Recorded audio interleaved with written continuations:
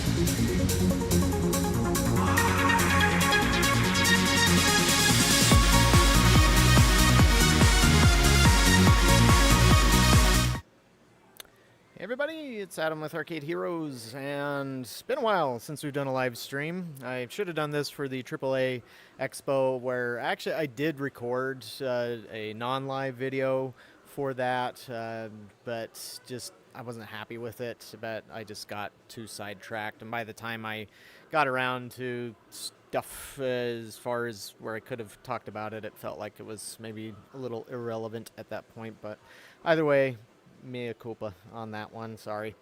But welcome. This is Arcade Heroes, where we cover the latest news from the arcade industry. We cover video games and pinball more specifically than other aspects of the industry. On occasion, we will cover things like redemption games, just depending on what it is, but we generally don't put a lot of focus on redemption games. First, because I'll just admit I don't really like those games. I never have. But from a professional standpoint, they don't really need the signal boost like video games do. And so I also operate my own arcade. That's where I'm at right now. And so it's possible that I'm going to have to stop things in the midstream here, just in case a customer needs help, because I got to help those people out first. But we'll try our best to go through the GTI Asia China Expo that took place, I think it was in Guangzhou, China, this past week, where there's quite a few new products that were on display. Also, as you can see on my screen here, where I'm on arcadeheroes.com, and hi, Roman Haas. Nice to see you here, and anybody else that's watching. There is another trade show coming up very quickly over in Barcelona, Spain. That would be the IAPA Expo Europe 2025 event. And it used to be that IAPA Expo Europe didn't really have anything worth noting for the most part. But in recent years, it's been growing and growing, and more new products have been debuting there. So one of the new products that's going to debut there is a new Ubisoft. It's Ubisoft All Stars VR by LAI Games. It's going to be at the Sega Amusements booth, which I know is confusing to people, but that's just because Sega works as a distributor across Europe as well as a manufacturer, and because they represent LAI Games as a distributor there, that's why they're debuting it there. But there'll be more products, and we'll be covering that in detail.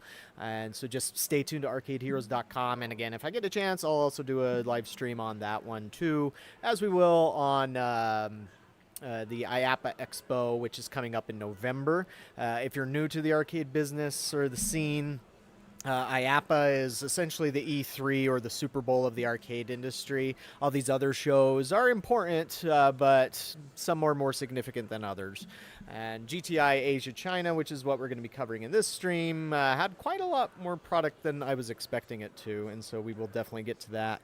But as I have my chat up here, Wengen 6 in the USA, no, that's not going to be happening. And that was promised to me a long time ago, before 2020.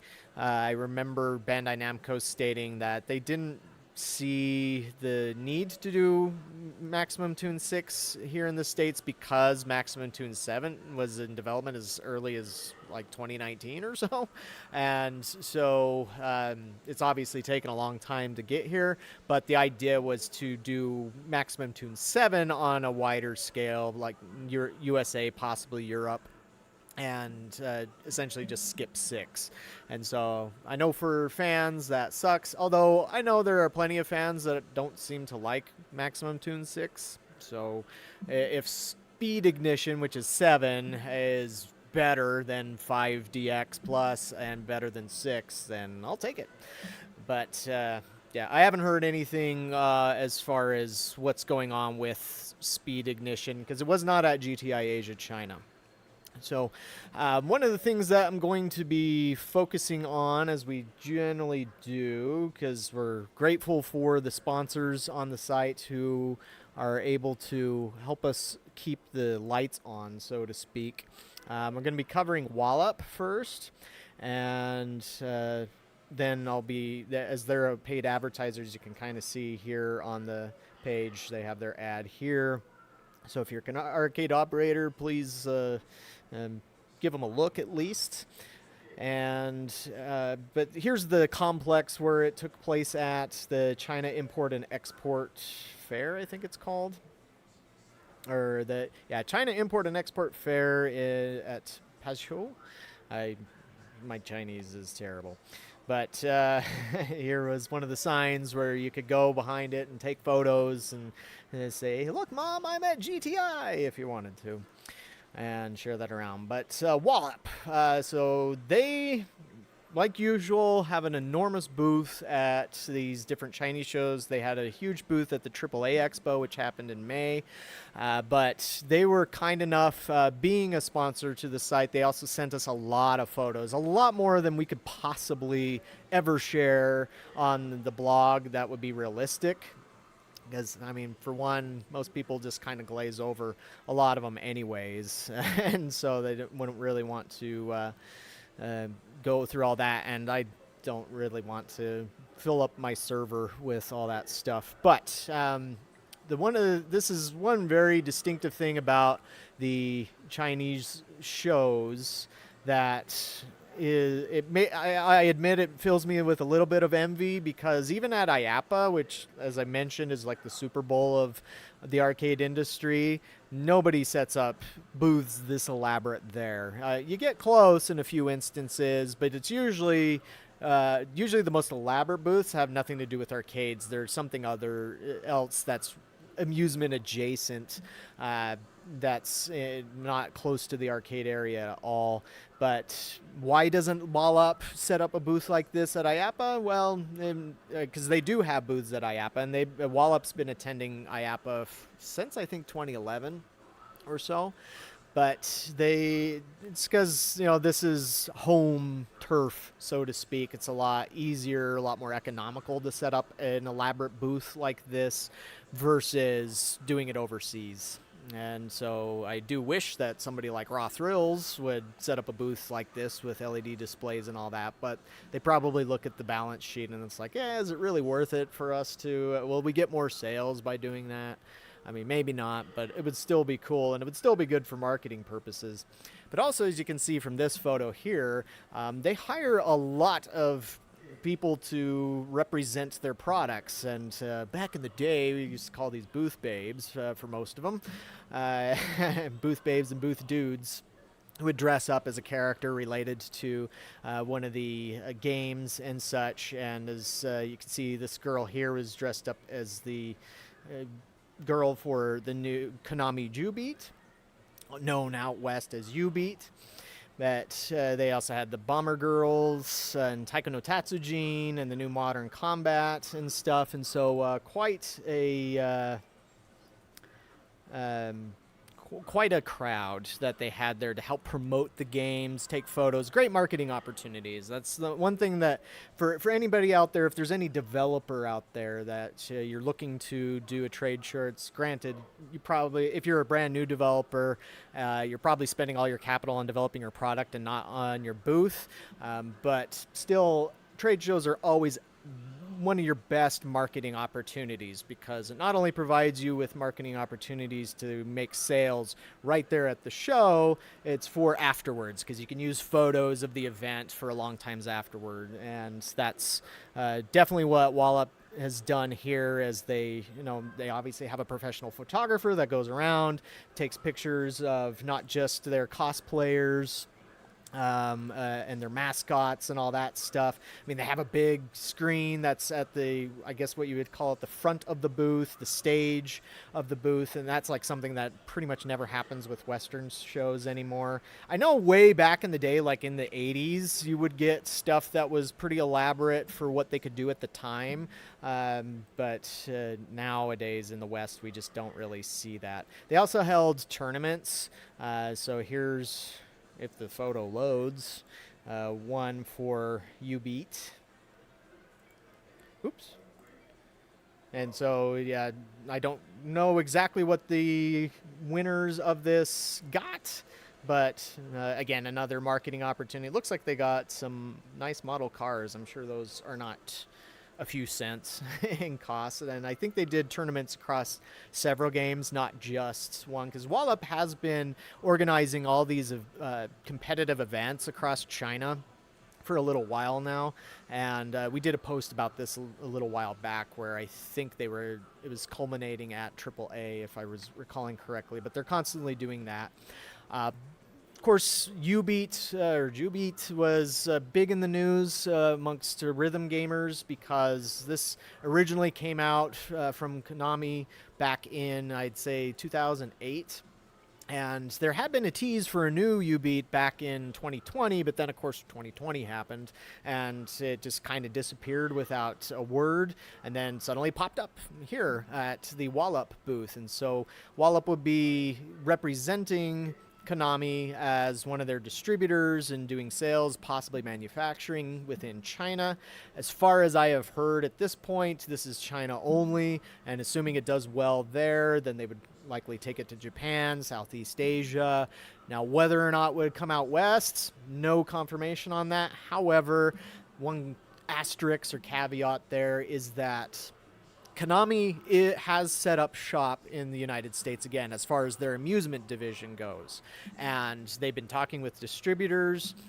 They haven't made any official announcements yet, but I've talked with some distributors who were given some price lists and shown equipment that they were going to be carrying, but it looks like the soonest that they'll really start shipping out stuff is January 2026. I don't recall seeing U-Beat on any of the lists, but a lot of Konami product that's currently available in Japan is destined to come here. So under that assumption, if U-Beat does really well in China and is doing well enough to go to Japan, then it's likely they would make it available here in the States. And I don't know about Europe, because there is still Konami Europe, but I I've only heard about Konami making, or Konami Amusement, I should say, making moves in North America. I haven't heard anything about Europe yet, but we're keeping our ears open just in case. But yeah, and just checking the chat here. Ted mentions an elaborate booth from Bandai Namco where they had a load of machines on a floor above a Deadstorm Pirates 4D.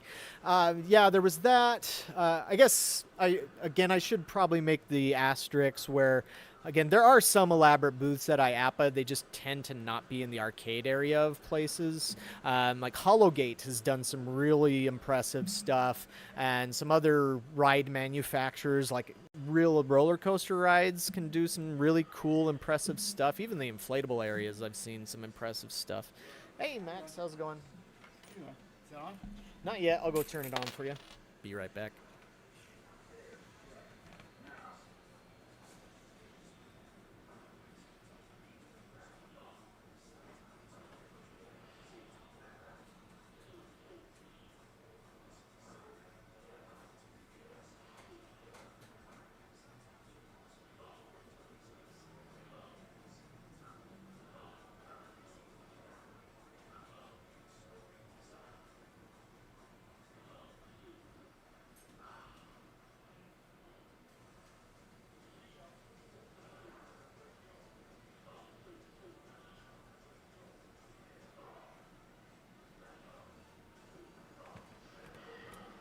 Okay, sorry. If you came into the stream late, as mentioned, I'm at my arcade, and so have to help customers out. I keep a lot of games off to save on power costs and such, and so had to go do that.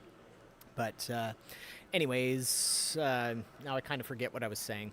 But going into, elaborate booths. I've seen some really cool stuff at IAPA. If you are interested in this industry, like you're an operator or somebody that's working with the industry, you should go to IAPA at least once if you can. Now, granted, if you're on the other side of the planet, I get it. And it's like I've never been to a Chinese show.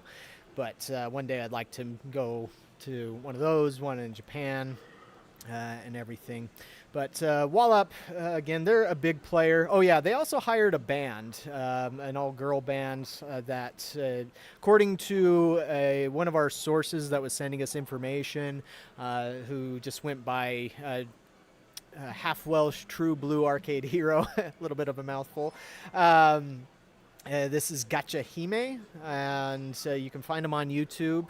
And so they played some music and such in that stage area. They went and played games, again, a great photo opportunity, probably a nice boost for them, and getting their band in front of people there in China, playing different games and such.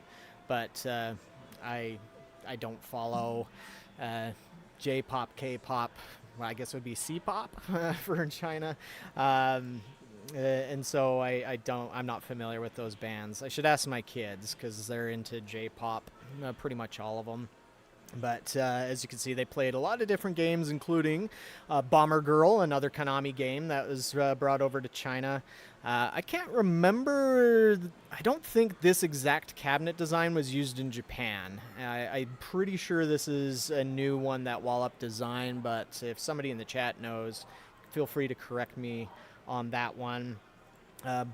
Wahlap, again, they also operate not just as a manufacturer, but as a distributor across China, and so that's why they have all these other brands at their booth. That sort of thing happens a lot in this industry. Taika no Tatsujin was there. Taika no Tatsujin, yes, is available in North America right now. I don't know how many places have picked one up. But Wahlap was wise to take a lot of photos of the people they had hired playing the different games like this, and so they can use that for a long while. There was another Pokemon. Was this called Metastar or Mezdastar or something along those lines? Okay, it is a Wahlap design. I'm doing well, Vincent. How are you? And so that Pokemon game, now again, this is not something I would expect to see in the States. It'd be nice, but the last time that a Pokemon arcade game was tested here in the States, apparently it didn't do super well. It was that Pokemon fighting game that came out on the Switch, I think. I can't even remember what it, Pokken Battle, I think it was. So here's a game that, as far as I know, it is destined for North America. Now, who will be selling it here in the States? I don't know. It's possible it could be picked up by Sega or LAI Games or somebody else.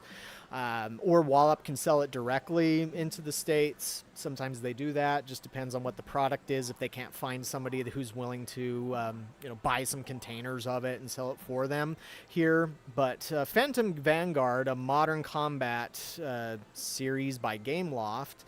So if any of you are familiar with modern combat, as far as I'm aware, I've never played it. So as far as I'm aware, it's like Call of Duty, but by Gameloft. And I think it's been a little while since they've done a new Modern Combat, but they did this game, and I think over here on the Arcade Hero site, this is probably the one I should be using too. Got another photo of it here. By the way, this gentleman standing right here, that's Frank from Bandai Namco Amusements America. Hi, Frank. And so what's really interesting about this Modern Combat game is that it has a unique setup for the guns that I've never seen somebody do before. And how that is when you are holding it like this gentleman is right here, it works like a typical machine gun sort of thing. But if you mount it into that holder at the bottom, it then becomes like a mounted gun like you would see on Jurassic Park arcade or Walking Dead arcade or Transformers. But in the game, it turns into heavy artillery. And so that's a really interesting, creative and innovative difference that they've managed to come up with here. There would also be moving LEDs in the top there. So Phantom Vanguard is a cool one that they've come up with. And so again, that should be on its way over here. Also, as you can kind of see on the side here, let me go back and see if there's a photo of the other gun game that they have. It might be in here somewhere, although it has to load through bunches and bunches, hundreds of photos. Here's a better photo, sort of better photo. It's like all of them have somebody standing in front of it. So that doesn't help too much of Phantom Vanguard. And yes, those are two giant screens, I think 85-inch screens that are put in Tate mode or vertically mounted to make essentially in 1:1 aspect ratio as opposed to like a 16:9 or a 4:3. I mean, I don't know. Maybe that is like a 4:3. Not sure exactly, but... yeah, it's a unique way of handling that, but let's see if we can find a photo of Monster Eye 3 Unite. This is a better photo of Phantom Vanguard on the side there. All right, here's Monster Eye 3 Unite. So Monster Eye 3 is known here in the States as Kaiju Wars, I think it was. Please correct me if I'm wrong on that one.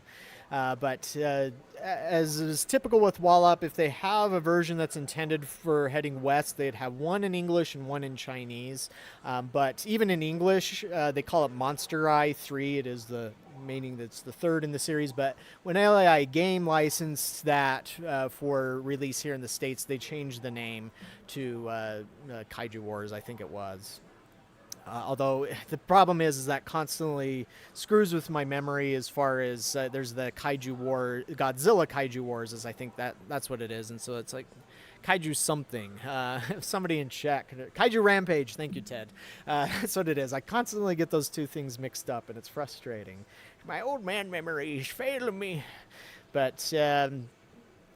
Kaiju Rampage or Monster Eye 3 or this version is the same thing. It's just Kaiju Rampage is in a environmental cabinet for 2 players. This version, the upright, has 4-player support, 4 guns that you can use.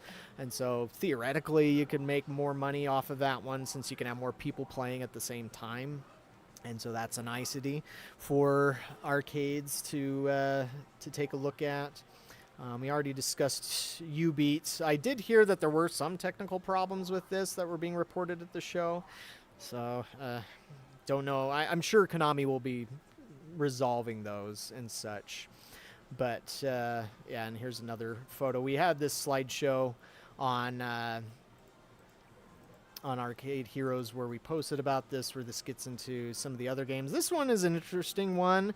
I think there was some other photos of it on Wallap's end, where it's an Ultraman remote control car racing game. Oh, by the way, here's Kaiju Rampage in the environmental design. I do like the mounted guns on this one, where they have some really cool LED effects built into them that really stand out. And don't worry, I will be getting to their other racing games here in a second, but I guess since they weren't up further, I just trying to finish my thought before I move too much on. Let's see, where was that? And this is why we would, if we were posting every single photo that Wahlap shared with us, we would still be working on just the first post. It's just too much work, because usually you want to resize it and everything, and sometimes there's little adjustments you might have to make on it. But as you can see from just me scrolling through this, they had prize machines. Yes, they had Initial D. I would not expect Initial D to be headed out west, because that's Sega's call, and they don't seem interested in competing with Maximum Tune. Part of the problem is it's a pricey game, and they know how many of those sell, and those particular games which are more technical don't sell as much as something that's more casual, like Mario Kart or Cruise and Blast or Fast and Furious, or Asphalt 9. And so games like Cruise and Blast and Asphalt 9 have sold over 10,000 units, which is very, very nice in this day and age. But an Initial D or a Maximum Tune, you would be lucky if you get 1,000 of them. Probably a lot less than that, at least in North America. Now, across Asia, it's a different story, so that's where you find more of them there. And that motorcycle racing game, like right here, that's Asphalt Moto Blitz DX, which is being carried by LAI out west. And so you could find an arcade with that one right now. I don't know how many might have it. Oh, yeah, as I'm still looking for the racing game, I'm trying to keep that in mind. Chunitham by Sega, the latest version of that, was also at the show, and they were doing some competitions with that, promotion of that, so Wahlap carries that there. They have their new video arcade basketball machine, where it uses a video screen for the back box. Yeah, Wahlap had reorganized their folder here, because I remember initially the RC game was much higher up. But let's see here. Asphalt Moto Blitz does have a really cool bike with the LEDs effects that are built into the wheel, the back wheel. It's really impressive. I am seeing some people that I'm familiar with as I scroll through this, but I guess I shouldn't be calling out everybody that I know here. They might not want to be seen. Oh, wait. Oh, somebody was asking me about this, if there was any photos, and so yeah, there were some photos of these. Or this is another Ultraman game. There were so many Ultraman games, but it's kind of confusing as to who holds the license, because there was another company that I'd never heard of before that we'll get into later that has nothing but Ultraman stuff. And so it's like, are they the license holders? I don't know. But lots of people posing with the cosplayers. Come on, where's your photos about the RC game? Well, whatever, I guess, for now. But yeah, so this has real RC cars, and you drive them around the track, and there is a little video screen here. I don't know, it kind of looks like it's a little hard to see the visibility right there exactly, but it's not too bad because you're pretty close. But this might remind some of you who are, say, arcade historians. Sega once developed the largest arcade game ever made, which was the Sega Super Circuit, and that was a giant track. This was like 1988. So the technology was not quite what it is today, but they did mount cameras to real RC cars, and you would sit in an actual arcade cabinet, and it would feed the signal of your RC car into the monitor of your game. So you would feel like you're playing an arcade game, but you're getting a real-time live feed of your car on this enormous track that you would drive your cars around and race. And very, very rare. I don't know if any still exists today, but that's what this is, but miniaturized. And so I love the idea. I don't know that you need the Ultraman. That seems kind of the wrong license to be using in this case. It's like, what does Ultraman have to do with racing? Granted, I'm not an Ultraman fan. I can't say that I've ever seen any Ultraman movies or shows or whatever, so maybe there is a racing aspect to it that I'm unaware of, but it's not the sort of, like, if this came out west, it'd make a lot more sense to attach some sort of racing thing to it, whether that's NASCAR or F1 racing or anything like that, instead to the concept. But still cool. That's one of the things I love about the arcade industry, is that it's actually something different, something unique. This is not something you can get at home. I mean, sure, you could build your own thing, but it's better when you get a professional setup like this to be able to do all that. It even has a little shifter, which is cool. So the only thing I would probably want out of something like that is maybe a little bit more track, but who knows, maybe this is plenty of fun to try and get, because you have plenty of twists and turns there and all that stuff. But yeah, this is Alpha Ops VR Strike, which was developed by 3 Mind Wave, which is based out of Hong Kong. It's available through Sega Amusements here in the West, but in China it's available through Wahlap. It does have a slightly different cabinet, which includes different guns and a different screen. I'm not 100% sure why they have those differences exactly, because I don't know, it seemed to me like the way they did it for the Chinese version is maybe a little better, but that's just my personal opinion.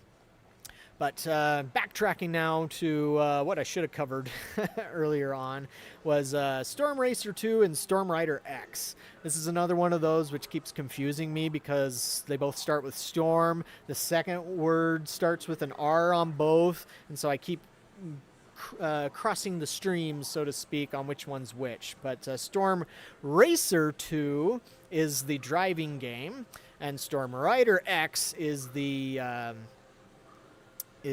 motorcycle game. And I guess we should have had a extra photo of X on this one here.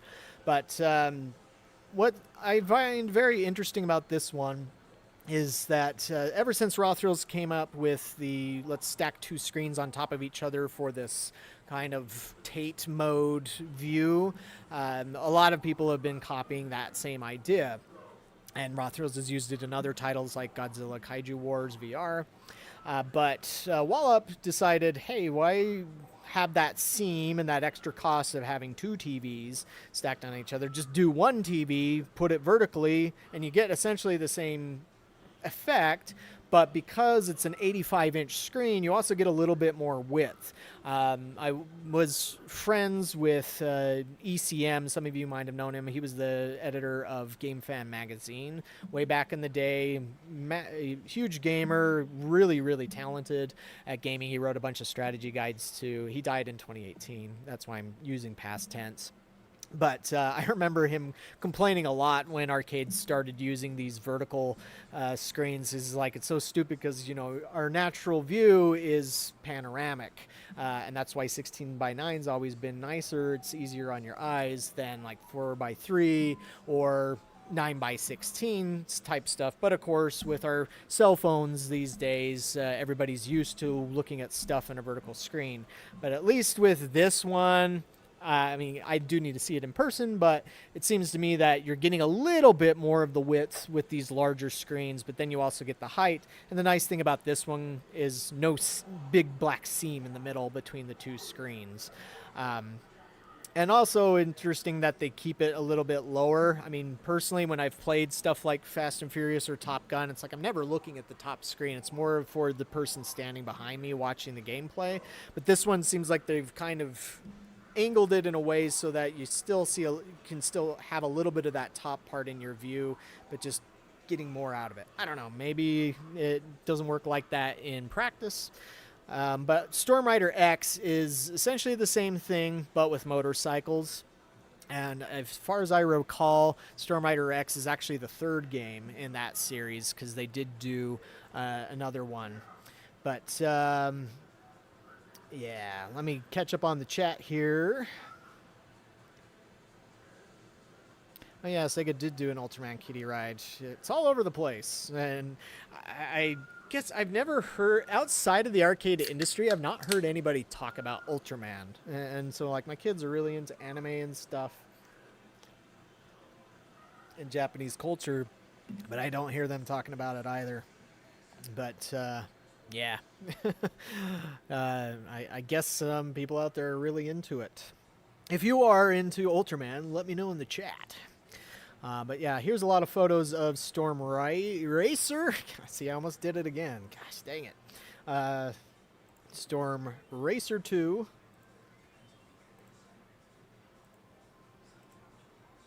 And then get away from those. For some reason, I'm not noticing a lot of photos of Storm Rider X. I'm like having to drill that into my own brain as I think about it. Graphically, it looks beautiful from what I've been able to see. We've had some videos. I do have some, I was sent some trailer videos. Granted, they weren't the best quality because they were emailed to me, so they were obviously compressed quite a bit. And for some reason, they have a lot more photos of Asphalt Moto Blitz than they have on Storm Rider X, even though Asphalt Moto Blitz has been around for a little while. As I recall, or from what I've heard, Asphalt Moto Blitz DX through LAI is somewhere around $31,000, $32,000. By the way, I'm not a big fan of this drink that I'm drinking here. It was only because I was curious about it, and that it's like, gotta finish it. Don't want to waste the money. Okay, here we go. Finally, here's the some extra photos of that Ultraman RC game. I don't know exactly what it's called. I'm sure it has a more specific name to it than RC racing game and stuff, but yeah. Let's see, was there anything else from Wahlap before we move on from there? Oh, looks like Bomber Girl had a card function. Guess I might have missed that. That's cool, I guess. It seems like a lot of operators aren't big on the card function, which I'm not really either. Like, I have a Minecraft Dungeons arcade, and it's just kind of like, don't always like having to deal with that card aspect and buying new cases and costing as much as it does. So I think that covers Wahlap for it. And so, question in the chat: why would I buy Storm Rider X from China when American Raw Thrills offers superbikes? I heard China offers very poor after-sales service. And this is something that a lot of Chinese manufacturers are aware of. And so this is why they will generally try and work with somebody. So, for example, Asphalt Moto Blitz is available through LAI Games. And so that means that if you have any problems with your unit, you would contact LAI Games, go through their service, or say Sega carried Storm Rider 2. If they have any problems, you go through Sega's service and not have to be calling somebody in China to try and get something. Now, of course, that is the big problem. If you do buy something that isn't available through somebody else here that has a sales support staff set up in the United States, or if you're in Europe, somebody that's in your country there. And so, yeah, that is a big deal that goes there. But, you know, sometimes there are operators who may want something different. It's like, well, everybody has super bikes, so I want to get something else. You know, a motorcycle game is going to make money regardless, because people just love that aspect of the motorcycle controller. And so just that alone can help it. I mean, even Superbikes no longer carries the Fast and Furious name because it hasn't really needed it. It makes money without that. I don't think it really makes much of a difference. And so something like Storm Rider, I guess it just depends on, is the game fun still? How are the graphics? I would assume that Storm Rider X would have better graphics than Superbikes 3 at this point. And but I don't know that it has more tracks, and so like that's something that I kind of miss, is having more tracks. I guess Raw Thrills kind of spoiled us by releasing games like Supercars, which I think had 28 tracks on it, but then Cruise and Blast went down to 5, and Fast and Furious Arcade was 6, and I think Superbikes 3 was 6. So yeah, it's like, I mean, sure, you don't need 100 tracks. There is a point where there's too much there. But still, it's nice to have more than a few. Like, that was something I never cared about when I first came across Daytona USA. I was like, there's only 3 tracks, really? But I know I'll probably get stoned for saying any sort of blasphemy against Daytona the holy Daytona USA, which did no wrong. But just personally, I've always liked the more stuff that I can go back to, the more I appreciate that. So yeah, this is the Ultraman game. Looks like a battling game and such. And so yeah, but I think that should do it for Wahlap for now. And again, Wahlap will be at IAPA Expo Europe. They will also be at IAPA Expo. And so probably by IAPA Expo, we'll know how many companies decided to license their games and bring them westward. But maybe we'll find out about a few that will do that at IAPA Expo Europe. I'm not sure yet. But my assumption is that because IAPA Expo Europe is happening so soon after GTI, it's next week. That there's not enough time for, like, if a deal was made at GTI Expo last week, there's just simply not enough time for them to get the product shipped from China to Spain, and get through customs and all that stuff for it to be able to show up at that show. So that's where IAPA Expo, if a deal has been made, would make more sense to do that. All right. Let's move on to Bandai Namco. So we did see that, Taika no Tatsujin was at the Wahlap booth, but Bandai Namco had their own thing there. Actually, let me move this over here. Sorry about that. And what was very interesting is they had a couple new games there. I guess let me zoom out a little bit. Pac-Man Whack-A-Mole. Now, oftentimes we'll just call these whackers. Whack-A-Mole is a brand as well as a type of game, and so it's easier to just call them whackers because, there are plenty of companies that make the same type of game as Whack-A-Mole, but it's not actually Whack-A-Mole. That's owned by Bob Space Racers, who's based out of Florida. But as far as I know, this is the first time we've ever seen a Pac-Man whacker. Maybe I could be wrong. Maybe there was something in the 80s or the 90s, or somebody did a customized job, but this would be an official one, now updated with LED lighting. And it also has these levels here: give up, try harder, not bad, good, and expert. So yeah, it's you hit one of the 4 ghosties, or you hit the fruit there in the center, and it's a whacker game. What more can you say about it other than that, I guess? Now, I guess to be fair, I've seen some whacker games. Like UNIS had a whacker game that came out a year or two ago, Godzilla versus Kong, which actually had an innovative thing. Like, it had a health bar and you would actually compete against each other. It's like, that's actually cool. I'd never seen that in a whacker game before. But most of the time they don't do anything super special. There's also a Pac-Man kiddie ride where you get to play what's essentially like an endless runner as Pac-Man. Kiddie rides don't have foot pedals usually, and so you just control Pac-Man using the steering wheel to collect power pellets and avoid ghosts. And so that's cool. Now, whether or not we'll see it, I don't know. Bandai Namco's been really strange about kiddie rides lately, because they've shown a Taika no Tatsujin kiddie ride. They've shown the Gator Panic kiddie ride. But then it's like they're not made available in North America, but then they're made available in Europe. So I don't really know all what's going on there. If it's just sales interest or something else. It's like there's still kiddie rides that sell in the States. And like where I'm standing, I'm in a mall, and like as I look over to my left here, I can see two kiddie rides in my view. But it's like I'm pretty sure kids would play a Pac-Man kiddie ride. Taika no Tatsujin, maybe not. I mean, maybe they would, but they just wouldn't know what it is. But Pac-Man, it's kind of like the Sonic kiddie rides. It's like they're gonna see that and just be like Sonic or Pac-Man or Mario or whatever is, as long as it's a recognizable character, they'll play it. Yeah, sometimes there are whackers that have more targets than 5. But of course, the target audience for a whacker tends to be kids. And so you usually don't want to go too crazy on that angle of it. Sega was at GTI Asia, but they didn't have any product. It was more their logistics service. So, yeah, nothing really to mention there. So that was day 1. Let's go back in time, or go forward in time, really, to day 2, where we cover UNIS. And so UNIS, like Wahlap, it's like UNIS and Wahlap are the two of the real big players in China.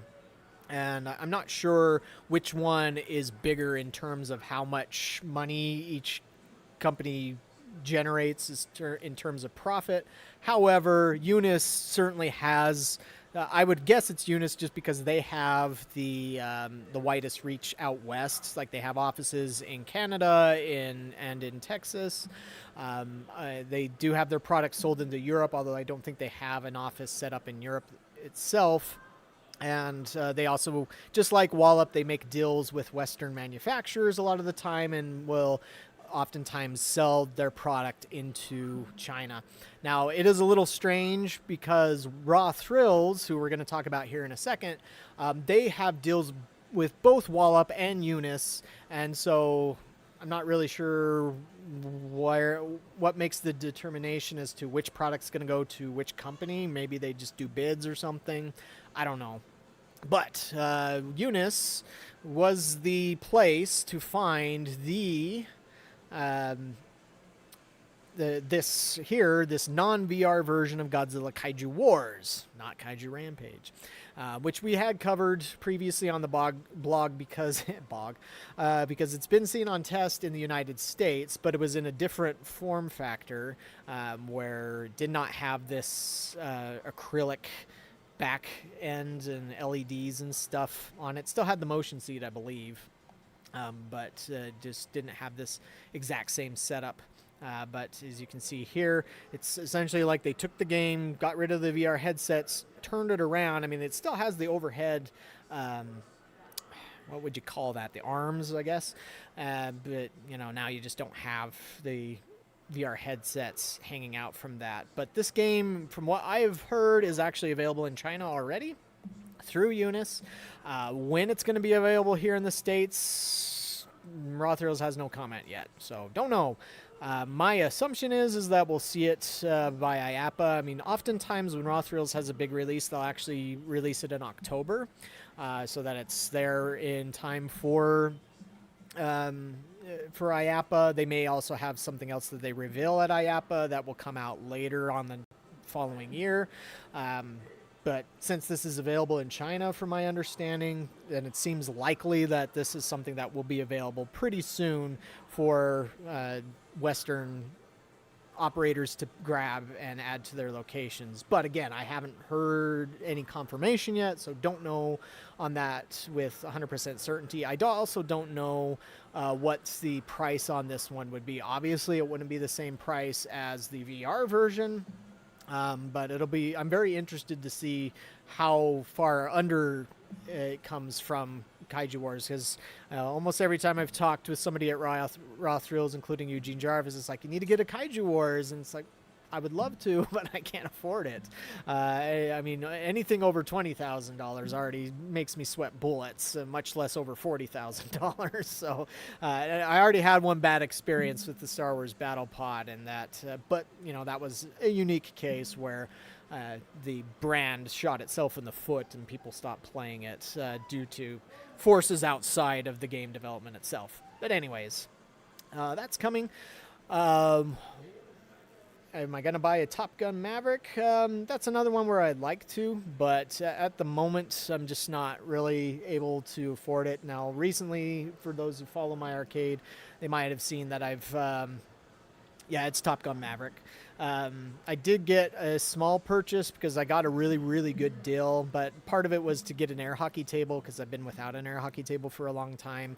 But because I was offered a really amazing deal on a pinball machine, and I'd heard a lot of operators talking good stuff about this pinball machine, I decided to bite the bullet and include that with my purchase of the air hockey table.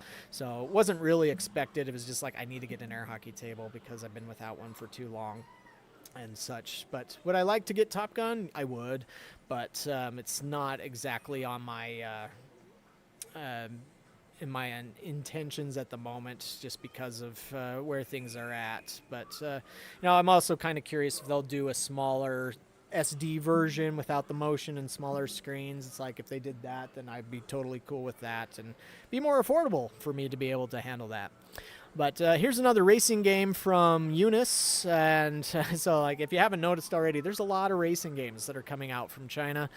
So this is Top Speed Legend, and I don't really know much about it. We were sent some videos and such about it, but it was very compressed quality. I should say on Storm Racer 2, just kind of backtracking for a second, the style of gameplay seemed to be trying to mimic Asphalt 9 Legends Arcade. My impression from this Top Speed Legend is that it's kind of doing the same thing, is it's trying to be Unis's take on the Asphalt 9 Legends style of gameplay, which was hugely successful. I heard it sold over 10,000 units. So again, that's not something that happens with every game in today's arcade industry, and so that's pretty impressive. But as you can see, it's using once again the dual monitor strategy as opposed to the I would call it Tate Deluxe. Kevin Williams, the Site to the Friend, he runs the Stinger Report. He calls it Super Deluxe monitors. I don't really...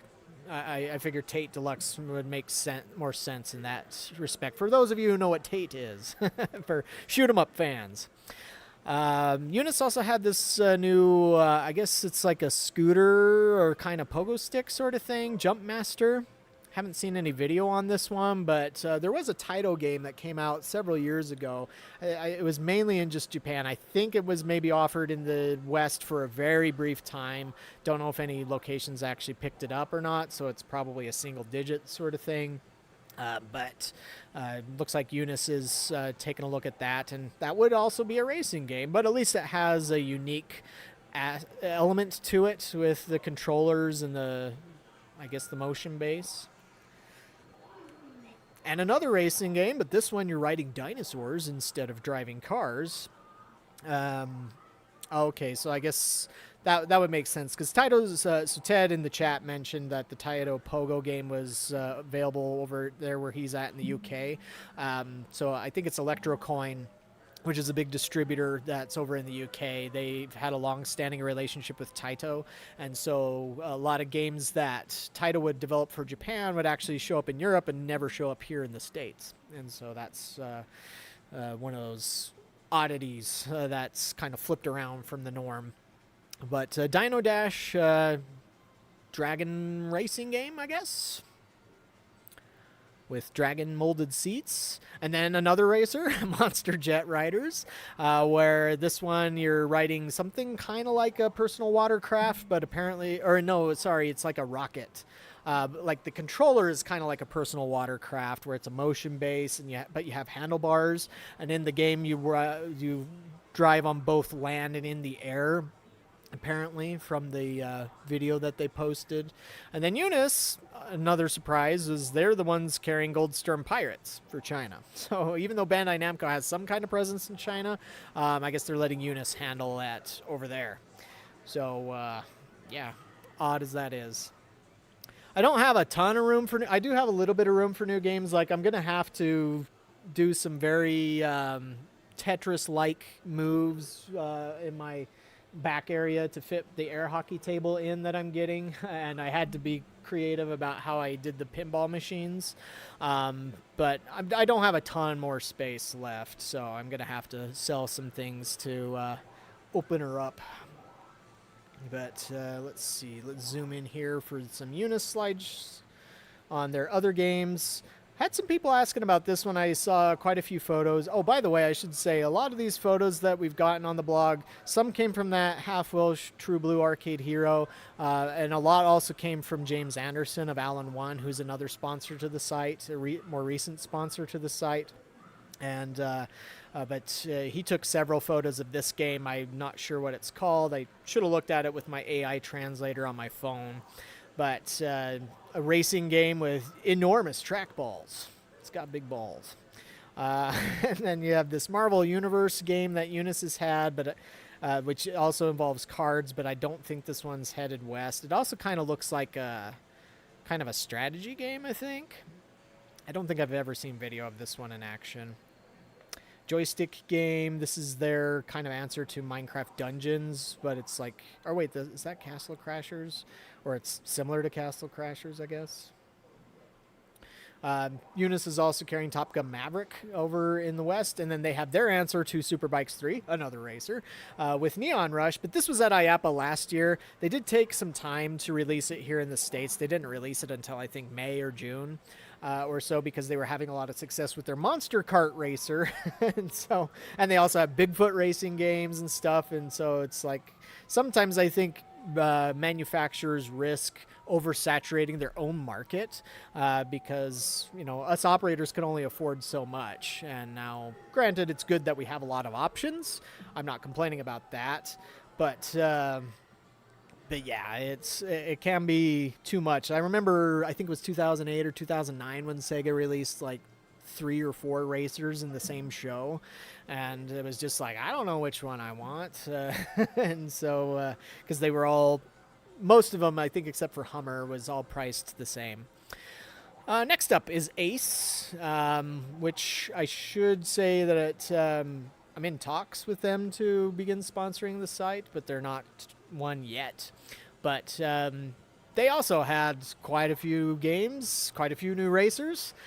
This game right here, Hover Rush, is what they're calling the first time that a hovercraft has been used in an arcade game, which was very interesting. I was actually talking with about that with somebody recently when I was doing research for somebody, and I realized it's like, you know what, actually a hovercraft never has been used. And I was almost wondering when I saw this, it's like, have they been looking at my personal communications or something?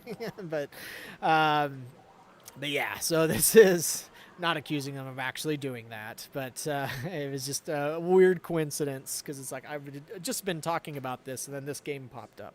But yeah, it's kind of looks like it might be like Hydro Thunder H2 Overdrive, but you're using a hovercraft, and so not only will you be driving on the water, you should also be driving on the land sometimes as well.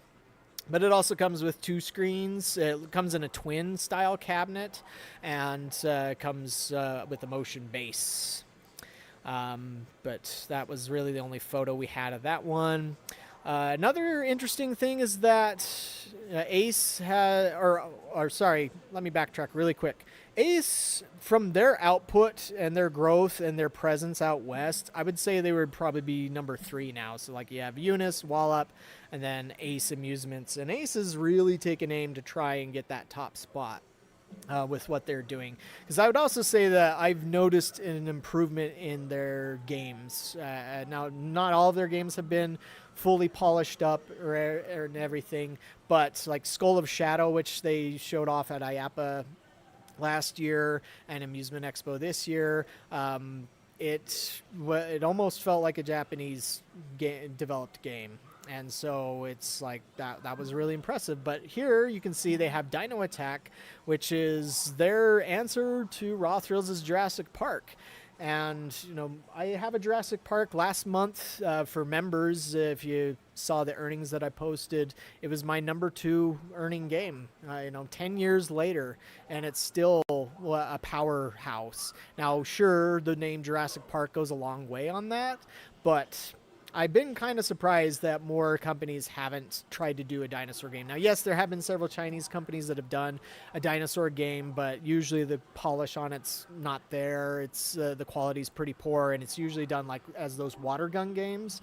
But this one is not. This one definitely looks like it's taking aim to dethrone Jurassic Park from its spot. Whether or not it will manage that, I don't know, but hey, if a dinosaur game made money like Jurassic Park did, then I wouldn't care. I wouldn't complain.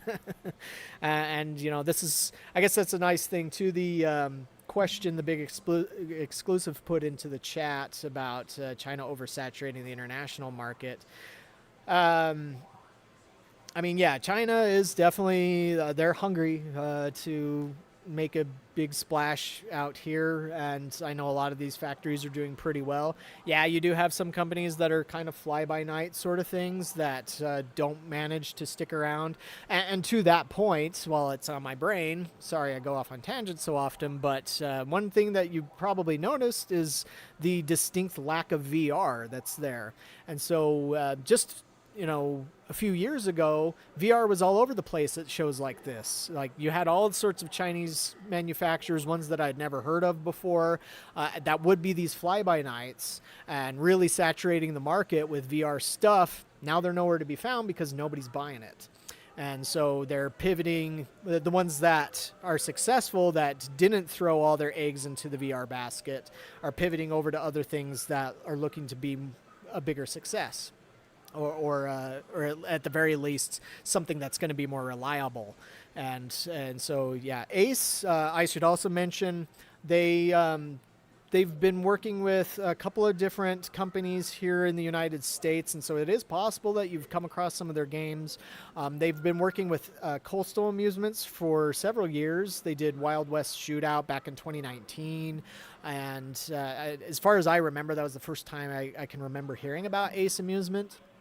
Might have been before that, but and ever since then we've been seeing a lot more games released through Coastal. A company called Amusement Source International has also carried some of their games. It just kind of depends on what the game is, and then the other ones may not ever show up here.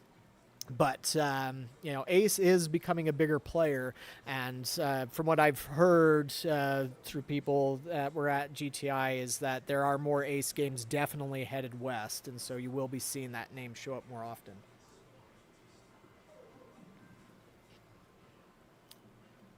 All right. Next up is Crossbow Fishing.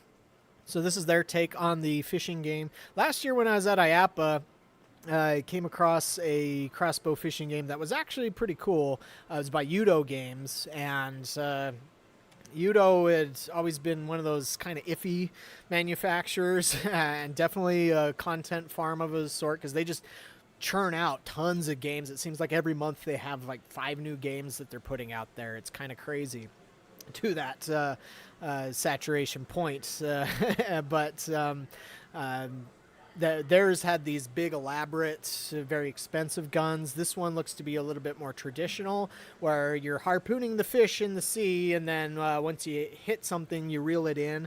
Obviously, this would be developed for, say, tickets, but that's the nice thing is, at least for pretty much all of these games that do offer tickets, they can also work as just amusement games. As I mentioned at the beginning of the stream, I'm not really into redemption games. I don't have any here in my arcade. I'm able to make my business work without them. It's like, could I make more money with them? Probably, but then I'm not really setting myself apart, I guess. But either way, crossbow fishing, that looks kind of cool to me. And then so I wouldn't be surprised if we'll see this one showing up. Here's 2 biking games from Ace Amusement called Biker's Madness. One with 2 screens, and then this one that's on the right side that was just they had the dual screen one out for a little while in China, but this new Tate Deluxe version is over on the right. That's was just released, but I have no idea if this one is headed west. Yeah, Chinese pinball. I kind of I guess I'm not too surprised at that one not being very common here, but maybe that's just because nobody's thought of testing it here. I mean, pinball is weird to me that they don't test their game concepts. It seems like they should do some testing and find out if certain things work, certain things don't, get some better feedback. Hey, Willie. On the right side of this photo is something that we didn't get a direct photo of. I think it's probably because it had no picture symbol on it. some sort of dragon shooting game to compete with Drakens by Adrenaline Amusements, but it's using the dual Tate Deluxe idea to get that 1x1. Okay, and Ted's mentioning in the chat that UDC, which is a distributor that serves Europe, UK, Europe, and all that, they work with a lot of Ace Amusement product. And so if anybody here watching is in Europe, a lot of these Ace games may very well show up at an arcade near you. Because they'll be sold through that UDC company. But yeah, there's that Dragon Games. Oh, and Ted's mentioning the Biker's Madness is available in Europe, but so far nobody in the United States is carrying that one. But as you can see from this photo too, Ace, sorry, not Ace, but, Ace. They also had Jet Ski Racer. They had Wave Riders Extreme. I know I had another photo that was closer up of Jet Ski somewhere. And then this one here, which Parkour Motor 2, which is actually available through Amusement Source International. I'm getting all my A's mixed up with stuff. All right, and then we get to our last day of the show, day 3. And this photo here kind of shows an overview of the show there. Wahlap had posted some videos showing some recaps. So if you go to YouTube, look up Wahlap Tech, you can find videos from them, subscribe to them, get that there. Here's where we're going to be talking about more of these smaller manufacturers, which probably don't have representation here in the West, and that would include Europe and the North America, sorry. But there are some exceptions. Sometimes there are. At IAPA Expo Europe next week, we should see some of these companies being represented by a European distributor, maybe one of the smaller ones that are out there. So just stay tuned. We'll know for sure next week. But Arker, I guess, would be how you pronounce that one. They're really into rhythm games. They have their own dance battle game, which is essentially like Dance Rush by Konami. As you can see with the LED floor and stuff. I think they have some coin pushers from the looks of it over there.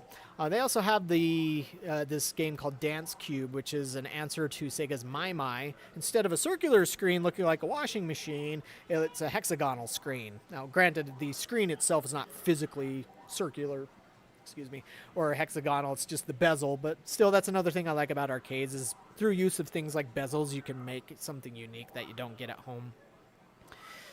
Not sure if they had any other games there. I think it was just the coin pusher. All right, Firestone and Lillian Amusements, where this one's a little bit confusing. Firestone, some of their games have been showing up here in the West through Jet Games USA. And from what I have heard, this game that's right here, this Flamestone Cannon game, is coming through Jet Games, and so most likely that's going to be appearing at IAPA Expo. But what's really cool about this one, from what I've heard, is so you sit down in the seat and you have your kind of yoke controller and this enormous artillery gun on the side. It's mechanized, and so it'll move up and down and it'll rattle when you fire, and so it's like an artillery light gun game.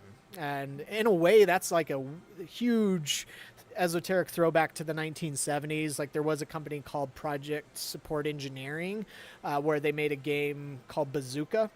And it had this little bazooka on the front of the game, but it was a black and white game. But you were still firing rockets at the targets and blowing them up, and so it's almost like that, but just brought way into the future, and obviously with more modern design elements to it. Because you can see on the right side there where you have the circular targets where you have to shoot those. So I'm assuming you can fire a lot faster than like a.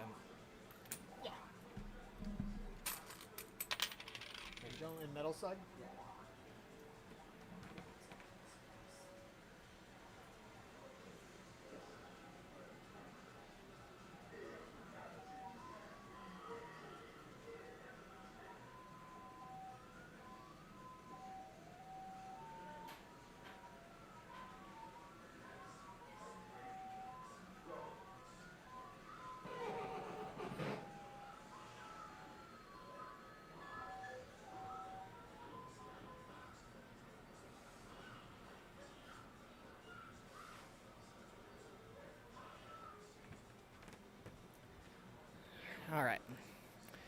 So,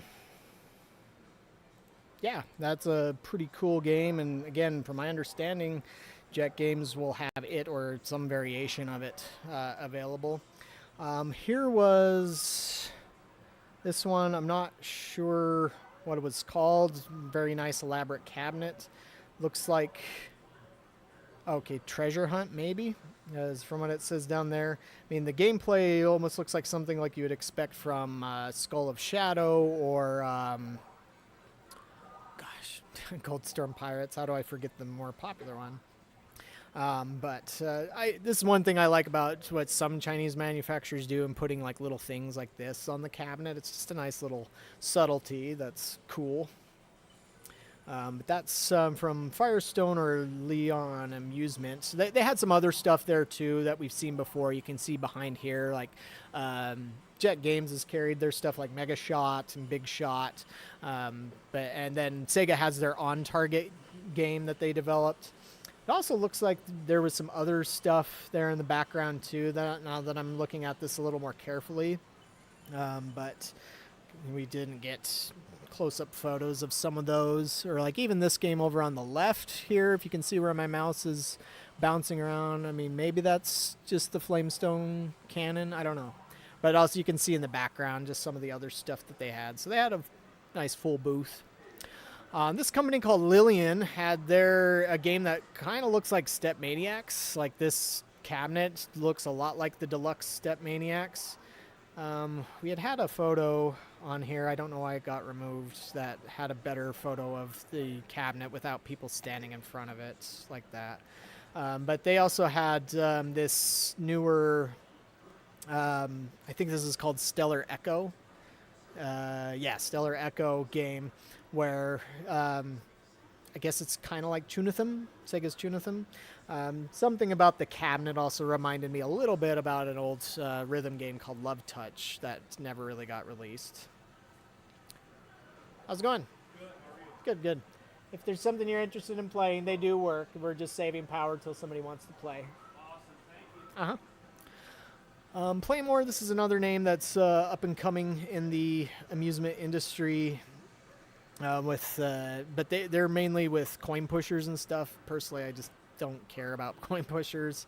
But they did have this redemption-looking game, Champions Crash, as well. And I'm pretty sure that stuff like this Cube Crush, I'm pretty sure you'll be seeing this showing up out west, either through LAI Games or Sega or through somebody at some point soon. But at least they're doing some creative, innovative, different things with coin pushers. Like this is using cubes. Hadn't seen that before.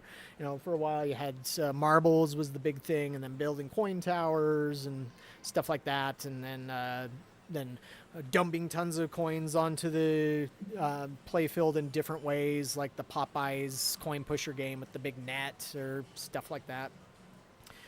So I guess that's the exciting part about it. SEA, or C, I guess. So Sega has done business with this company before, and in fact right now they have a game called Big Sea Fishing, which is developed by SEA. Or Sea Amusements, maybe we could call them.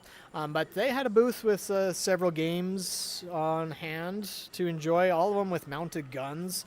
But the gameplay itself looks like you're kind of almost RTS-like stuff, but dumbed down to the point to work for redemption play. So this one is Dino Assault. It's supposed to be dinosaurs. Like you can see little T-Rexes on the playfield, but the marquee is like a dragon, which is not a dinosaur, but okay. Ice Crackers, where this one looks to have slightly more 3D-ish, or maybe not. I guess it's just more the perspective, but it's hard to tell exactly from just a still, but it's something to do with gems and almost like coin pusher like thing, playfield. Maybe you're just supposed to you get so many shots to shoot the bubbles or something. I don't know. Just making my best educated guesses that I can. This one called King's Arrow. I had heard that this was picked up by somebody. It might be Amusement Source. I'm not sure. So this one will be headed west. But at first when I saw it, I was like, it's almost like Frogger, but you're shooting arrows. But I guess the challenge is to shoot the arrows between the little targets that are presumably floating across the river to try and hit something in the back. And I wouldn't be surprised if the arrows aren't like instant shots, but probably go slow. So you have to really time things out to win those tickets. Oh yeah. Checking the chat real quick.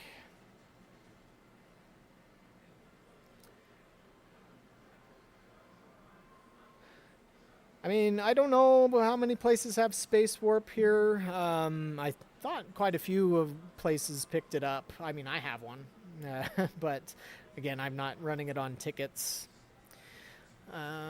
But I mean, it's been out for a little while now, and I've seen a clone of Space Warp come out of China not long ago. This company, Sunflower, they were at IAPA, I believe it was. Maybe it was. Yeah, it was IAPA. They were actually right across from Touch Magics, who makes Space Warp last year. But they only had one product, which was this little acrylic bubble basketball machine. Which was obviously intended more for redemption. But Sunflower had several video-like things. Again, these are redemption focused. But this one was interesting, Rodeo Rush, not Radio Rush, where it's almost like shuffleboard, where you're sliding the puck to hit the targets, and the digital scores are scrolling along at the bottom, and so depending on where you hit, that's the score you get, and you have to try and hit 1,000 to win the big ticket bonus at the end.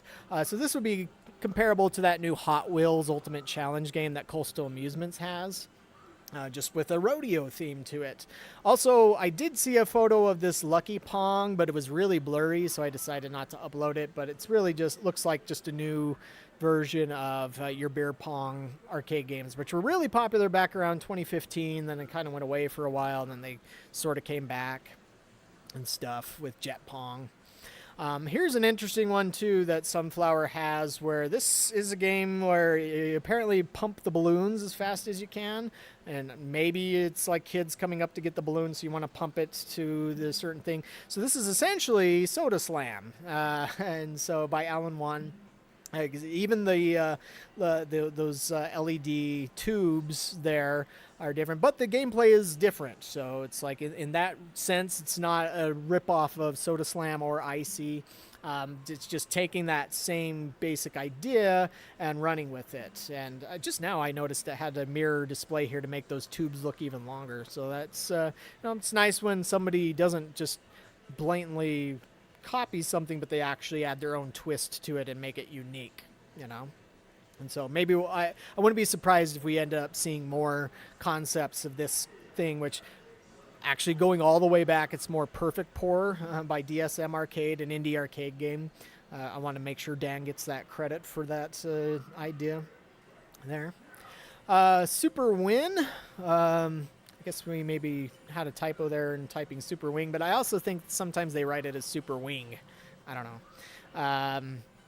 They had, I think this was, Flash Rider motorcycle racing game, which looks impressive. 2 screens, kind of like Asphalt Blitz, Asphalt Moto Blitz, but their answer to it. I wanted to say this had a different name to it. I think it might have been like Speed Rider 4 or something, but can't remember now.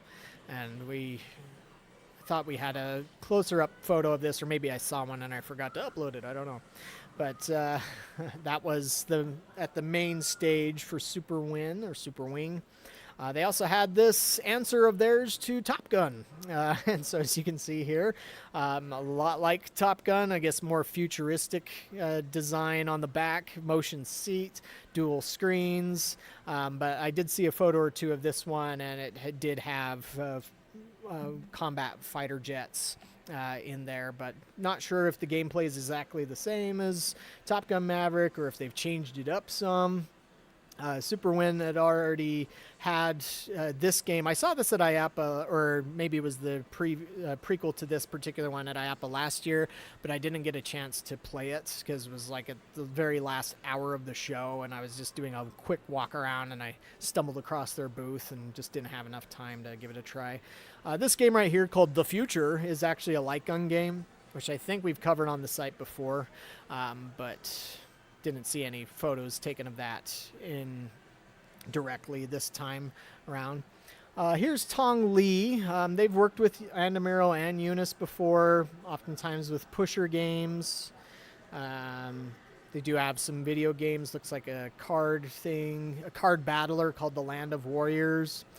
I would be really surprised to see this one headed out west, because card battler games are more popular over in the east than they are in the west. Particularly these, because like in the West, while we have card games, oftentimes they're not card battler games, and so which are a different type of gameplay.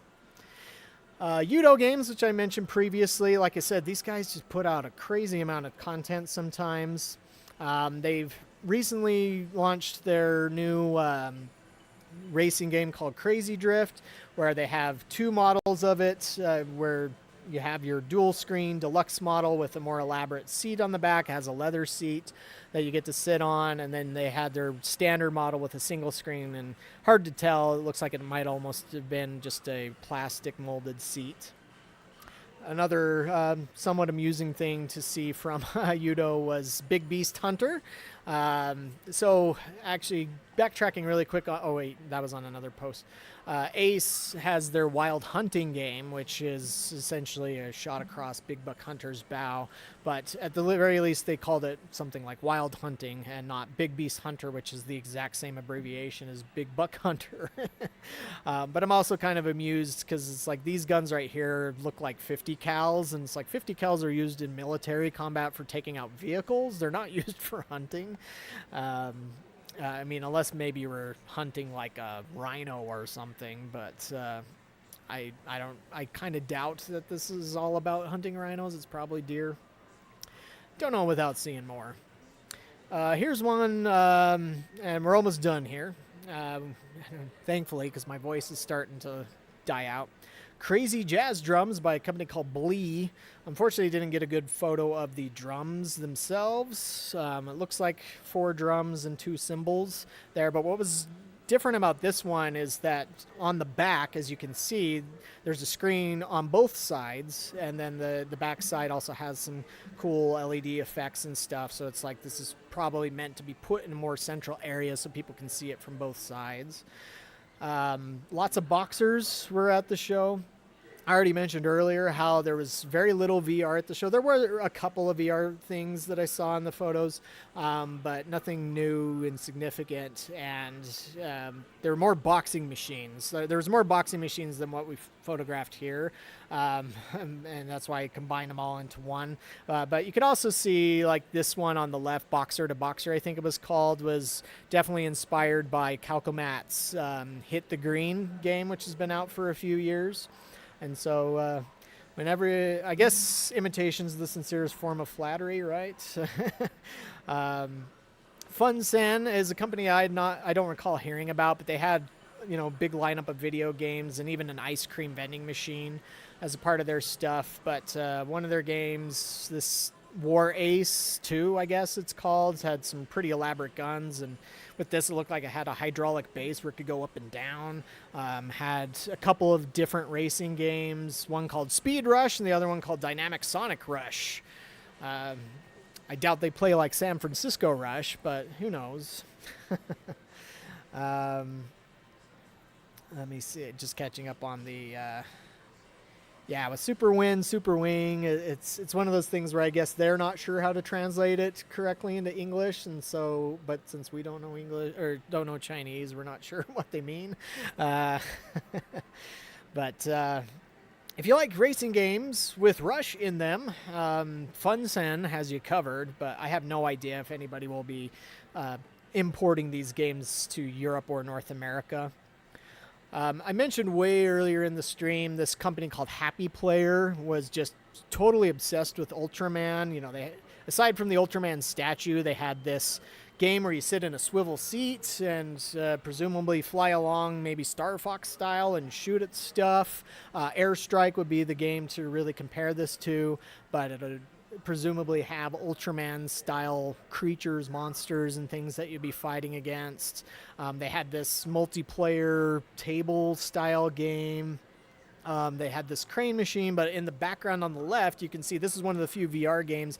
We had mentioned Alpha Ops VR Strike at the Wahlap booth, and then this one, presumably an Ultraman, because you can see Ultraman on the imagery of the cabinet there, but this uses the same sort of idea as Alpha Ops VR Strike, where it melds a VR headset to the back of a light gun.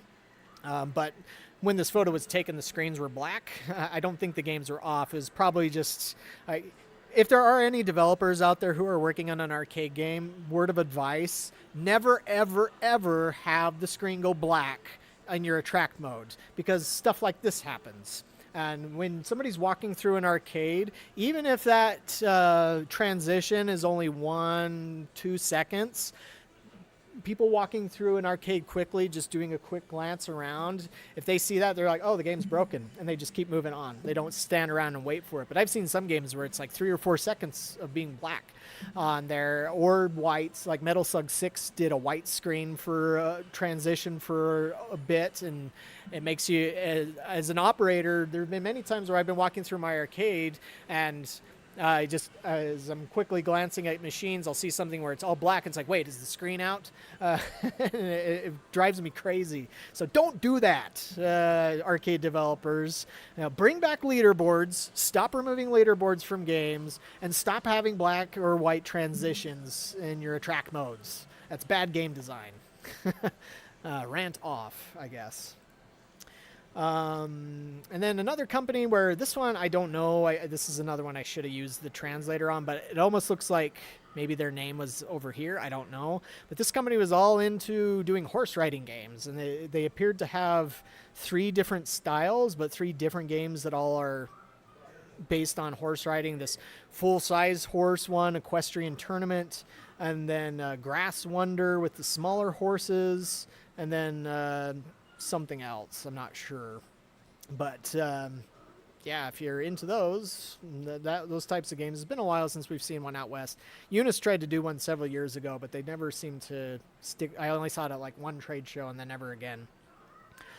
Here's a company that I wasn't familiar with called Jiaxin, I think, but they had quite a lot of games. And so one of them was this game called Behemoth, where from this screen right here, it looks like it's trying to be like Goldstorm Pirates. You're fighting a pirate ship, it seems. Has a giant troll-like creature there on the side, maybe multi-headed dragon over here. And so maybe it's like blending elements of Kaiju Rampage in with Goldstorm Pirates. I don't know. At least it's their own unique thing. As I've said before, that's one nice thing about Chinese developers, is that at least their games aren't coming to consoles, which I know for a lot of you watching this, that probably irritates you to hear that. But as an arcade operator who has to spend thousands of dollars on this stuff, and when I see earnings collapse on games that are available at home, I prefer to have exclusive things. I prefer to have reasons to bring people in here as opposed to reasons to keep them at home. Granted, I'm fine with things being ported at some point, after they've at least made their money back and then some. But quick ports, I can't agree with for survival reasons.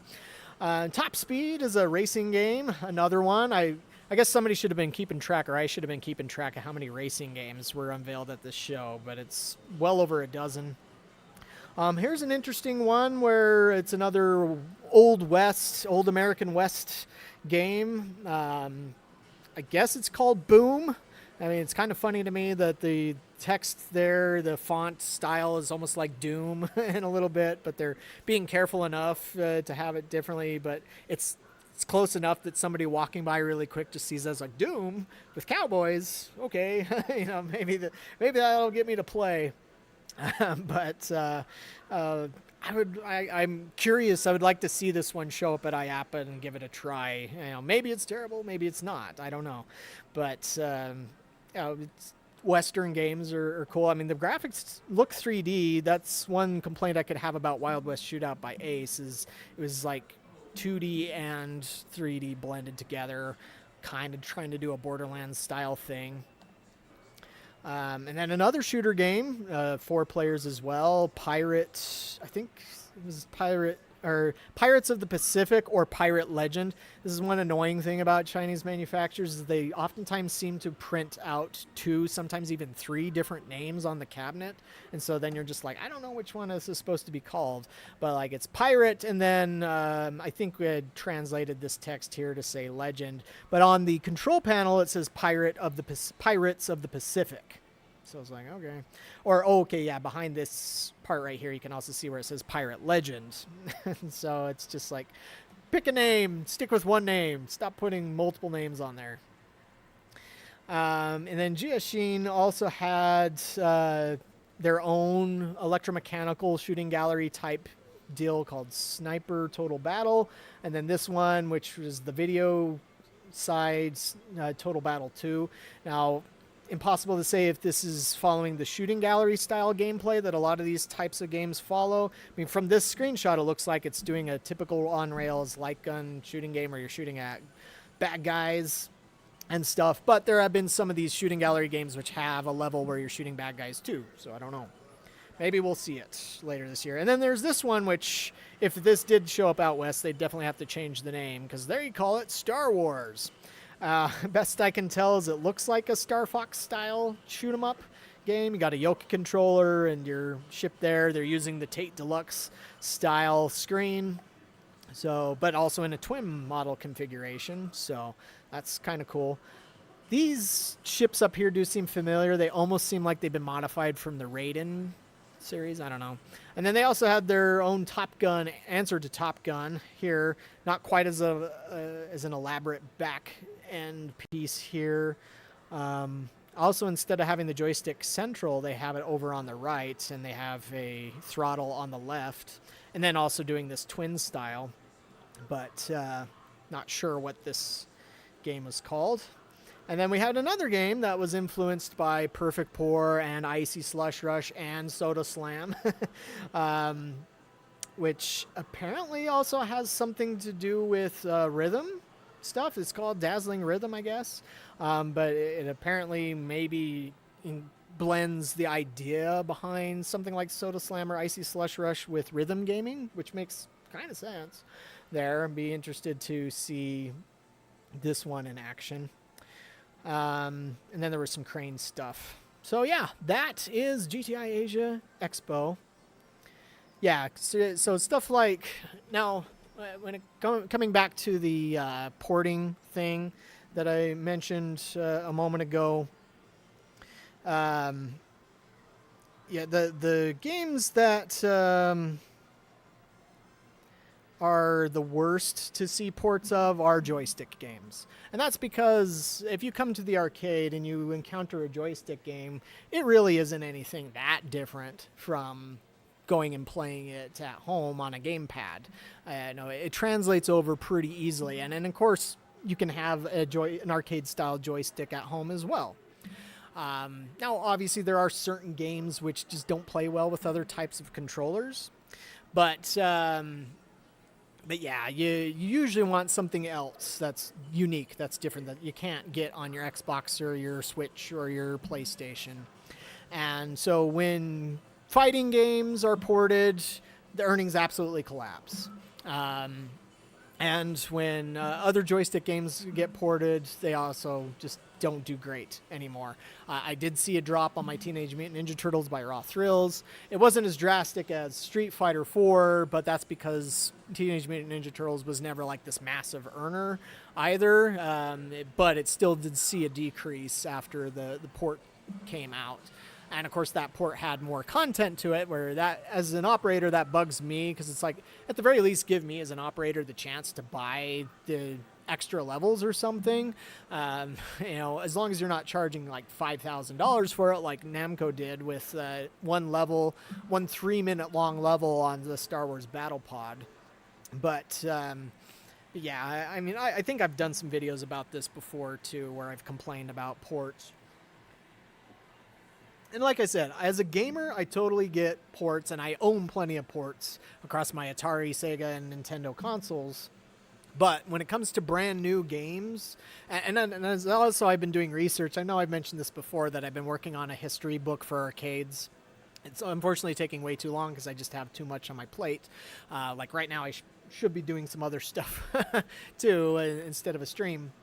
But as I was doing some really deep research into what caused the industry crash of 1983 to 84, ports can be blamed for that. Now, yes, in part it was the ports weren't great, but still it oversaturated the market. You did have ports. There were certain instances where ports were available before the arcade game was out.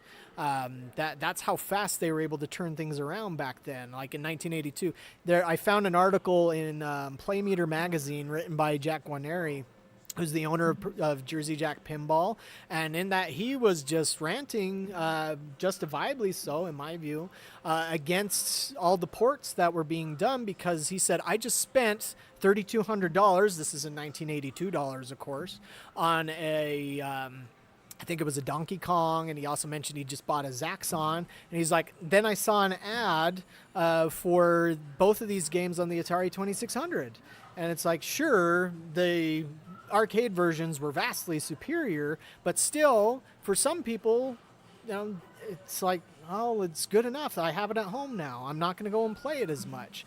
And so it's like manufacturers really screwed themselves over. They shot themselves in the foot by allowing ports to come out before the arcade versions had a chance to even make turn a profit. Now, it's like, sure, some games may still have been able to manage a profit in the arcade. It varies as to what it is. It's like I didn't see a massive collapse on Cruisin' Blast, but I have seen a decrease in that one. Now, maybe that's just because it only has 5 tracks and it doesn't have half the content that, say, Maximum Tune 5 has, but Maximum Tune 5 has consistently been my #1 earning game at my arcade for the past 2 years. And it has a ton of content on it. It's not available on consoles. Now, yes, even if it did come out on consoles, you wouldn't get the stick shifter and the steering wheel and all that stuff, the same sound system and such. But still, it's just that's why, as an arcade operator, it's like if you want to see arcades out there, then demanding that every game get ported, that's not going to allow us to survive. It's like the arcade business needs some reasons to bring people into it. Just today on our Discord, we were having somebody demanding ROMs for Minecraft Dungeons. And it's just like, I guess that's why I'm ranting about this now, is the same thing, where it's just like, why would I go around giving away things that I have here? I mean, occasionally I get people sending me a message through various means being like, hey, can you send me this game that you have, this rare game that you have? And it's like, why would I do that? It's like I have bills to pay. And also there's the trust that I have with manufacturers as well. If they knew that I was going around and pirating their stuff, I'd get blacklisted. But then also, like I said, it's like, why would I want to do something that would hurt the earnings of the games that I have? Now, again, like I said, I'm not against preservation and such. It's just too often that's used as an excuse to steal something. And it does affect people. Like, arcade games are not cheap. They don't cost a few bucks to make. They cost a lot more than any indie game makes. I'm sure some of you have seen stuff out there about how much indie games cost to make. It can be like $300,000 or something like that. Eugene Jarvis, he's been very open with how much things cost. And at Amusement Expo, I heard him telling somebody else, because somebody else I was showing him around the show, and he was curious. He's like, how much did Godzilla cost for you guys to develop? And he said $10 million.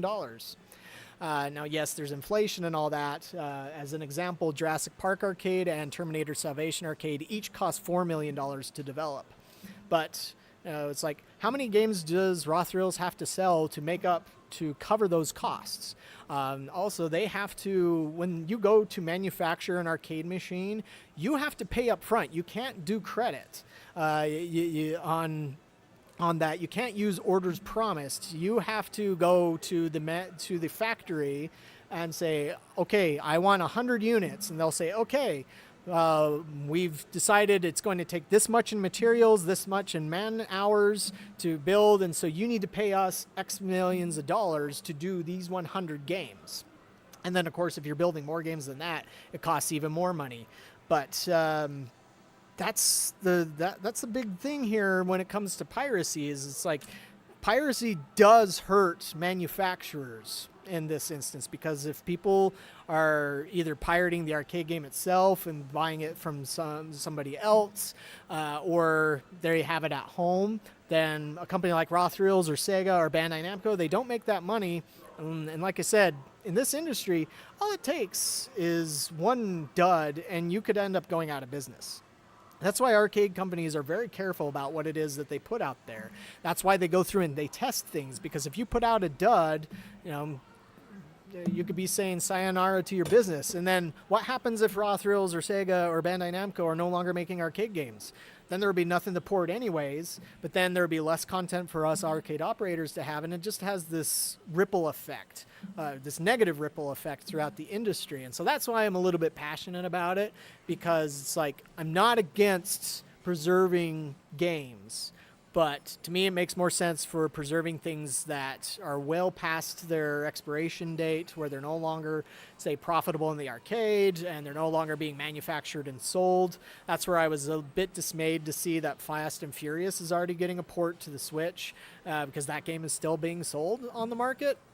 But I'm guessing that's just Raw Thrills looking at ways to maybe help shore up some of their sales. Maybe they didn't sell well, I don't know on that one, but companies need money to survive. It's just that simple. And so if they gave stuff away for free, they can't pay their people, they can't pay the manufacturer to build this stuff, and they go out of business. So I hope that makes sense. I don't know. I feel like we'll have this argument till the end of time as it is. But before I end this stream, does anybody have any comments, thoughts on GTI Asia China?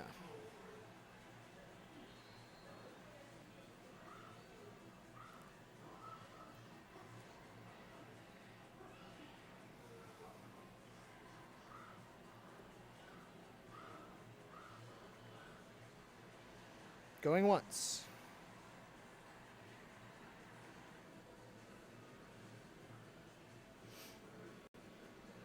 Going twice. Thank you, Willie. Like I said, we will have coverage for IAPA Expo Europe, which is next week in Barcelona, Spain. If we have enough to talk about, then I'll try and do another live stream again, unless I lose my voice, because I'm feeling it going out on me and stuff. But yeah, thank you all for watching. Anybody who's stuck on the stream for more than a few seconds, appreciate it. For anybody that's been here the whole time. Is there something I want from the show? 100%. Well, let's say I had as much money as I wanted. What is it would I be interested in? Well, I kind of feel like I have enough light gun games at this point. I mean, Modern Combat, I'd like to try that out, see how it is. It looks like it could be pretty cool. That one definitely catches my attention. As a racing game, Storm Racer 2 looks pretty nice. And it's like, that's one that I don't think I'd have any problem. Even Storm Rider X, like getting both of them, I could see myself doing that if I had the money. The Godzilla Kaiju Wars non-VR, that as well. You could totally go for that. I don't know if I would go for a rhythm game, just because as a small location, I mean, granted, if I had unlimited money, sure, why not? But as it is, that just wouldn't be on my priority list, because I have a Round 1 USA not super far, and it's just like I can't compete with Round 1. as much as I might want to. Now, if I had unlimited funds, then sure, I could, open up 100,000 square foot space and, outdo them on rhythm games or something. But outside of that, it doesn't make a lot of sense. And maybe also that Flamestone Cannon game. I did like the looks of that one. That was pretty cool. So those are the main ones that come to mind there. Or actually, what was that one from Ace? Granted, I haven't played any of the most of these, so like this would, I say, be a tentative thing. It's like I want to play it first, and then if it was good, then I'd want to go and do it. That's right. I forgot that there was a photo of that. I guess it wasn't in our coverage there, but there was a standard version of Apex Rebels by Sega, so that one interests me too. It's a fun game. I've played it a few times, and Ted brings up a good point about the tariffs. I mean, I know that's caused a lot of delays on which games are going to be coming to the States. Prior to that, and that's where watching IAPA Expo Europe can be interesting. Now, I do think the European Union has been imposing some tariffs on China, if I saw the story correctly. I just saw a headline about something going on there.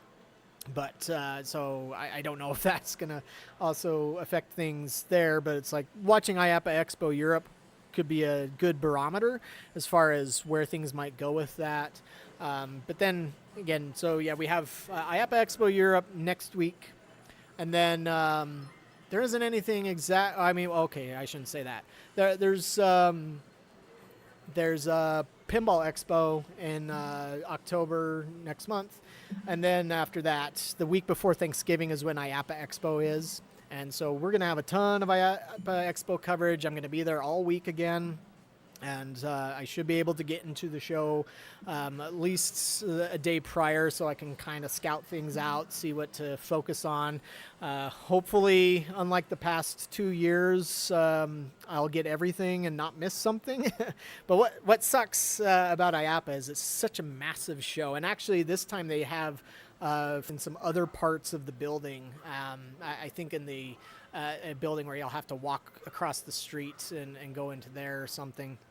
But it's such a massive show that it's so easy to lose stuff because they don't put all arcade things in the same area. Yes, there is what they call the Arcade and Games Pavilion, but that there's still plenty of companies that have an arcade product that are in a completely different part of the show. Like last year, I remember the guys that did the Neo Geo X, and they were doing that new Candy Cab thing. They were like over by one of the entrances and just in kind of a totally random area, like a technology area. Allen One was also in a random area, and they were in the Rides and Equipment Pavilion. And this year they're also in the Rides and Equipment Pavilion. And then you'll just get some people spiced throughout all over the place. And so it's like, yeah, I'm sorry if I miss you, but it's kind of hard when you only have a few days to go over a show that massive and such. But again, going to do our best to get all that coverage in there. Again, thank you guys for watching. Thank you for supporting the site. Really do appreciate all that. But I guess that'll call it quits for now, and I'll shut up so that I can reclaim my voice. But we'll see you guys at the arcade.